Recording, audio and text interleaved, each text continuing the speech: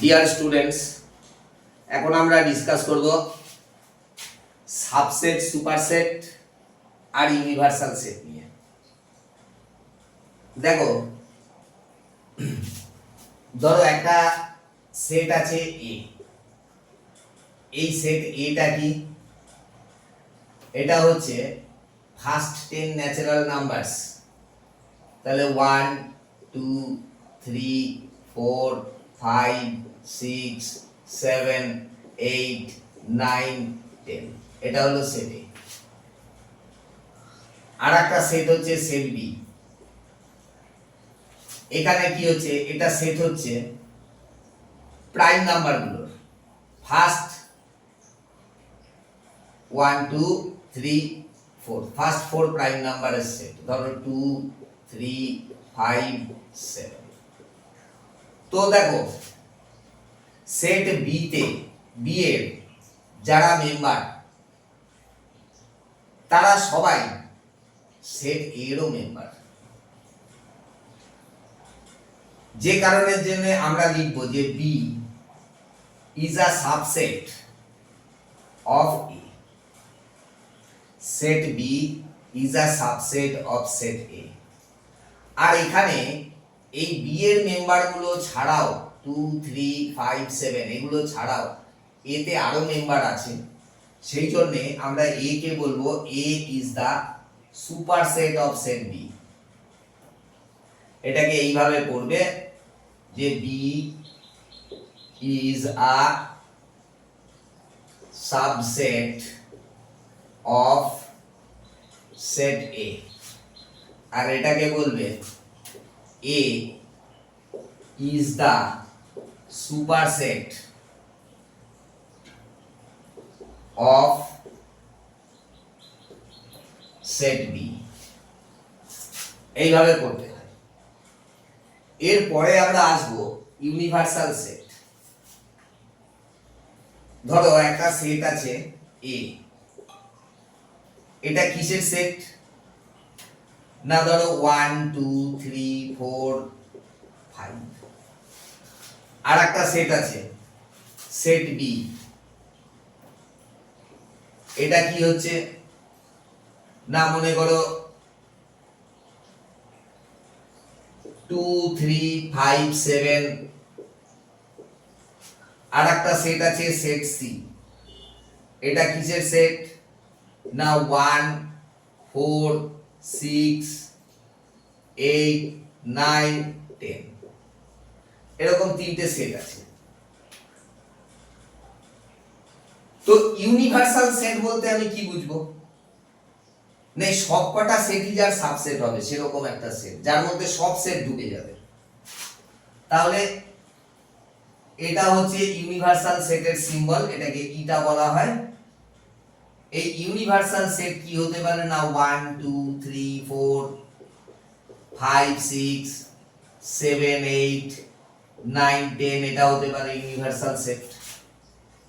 আরো practical example নাও। ধরো সেট এ যেটা, সেটা হচ্ছে all the girl students of your class. Set B যেটা, সেটা হচ্ছে all the boys student of your class. তাহলে পরে ইউনিভার্সাল সেট কি হতে পারে? All the students of your class. এরকম। আরেকটা হচ্ছে আমরা বলে থাকি নাল সেট।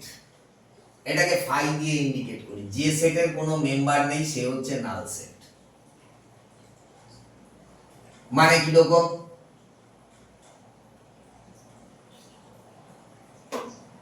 ধরো এরকম হতে পারে যে অল দা স্টুডেন্টস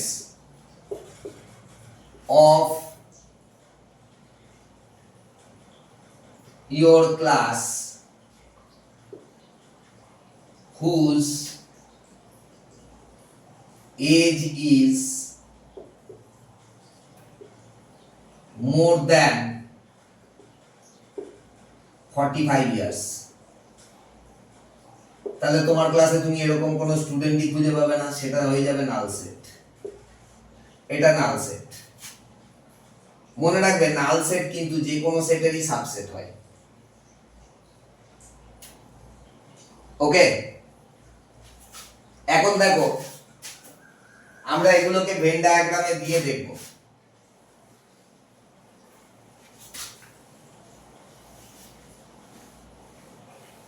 এগুলোকেই দেখব। ধরো এই হচ্ছে আমাদের সেট এ, যেটা কিনা 1 2 3 4 5 6 7 8 9 এরকম। এটা হচ্ছে সেট এ, যেটা কিনা 2 3 5 7, যেটা কিনা এটা হচ্ছে আরেকটা সেট, এটা হচ্ছে এ, মানে এটাই হচ্ছে আমার ইউনিভার্সাল সেট 9 10। এটা হচ্ছে ইউনিভার্সাল সেট। এটা হচ্ছে সেট এ 2 3 5 7।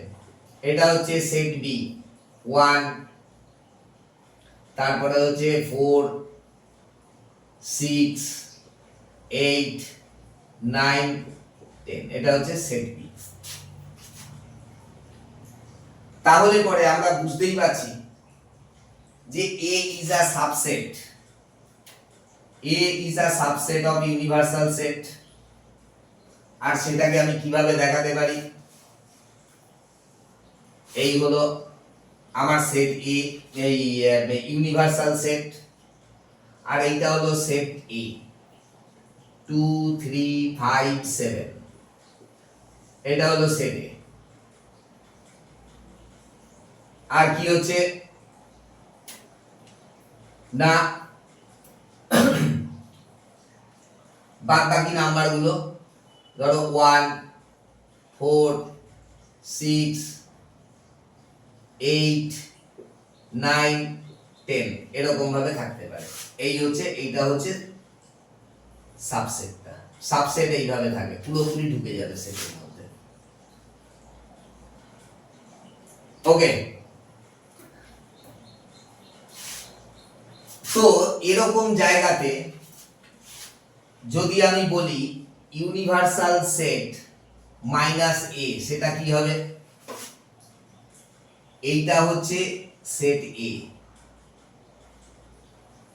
এটা হচ্ছে আমার সেট এ, আর এটা হচ্ছে ইউনিভার্সাল সেট।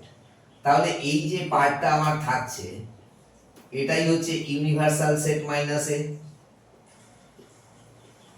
বোঝা গেল? এইটা হচ্ছে ইউনিভার্সাল সেট মাইনাস এ। আচ্ছা, যদি বলি ইউনিভার্সাল সেট মাইনাস বি টা কি হবে, তখন এই হচ্ছে সেট বি। দেখো 2 3 5 7, এটা হলো সেট এ। এটাকে বাদ দিয়ে দাও ইউনিভার্সাল সেটের থেকে, তাহলে পরে কি হচ্ছে 1 4 6 8 9 10। এই রইল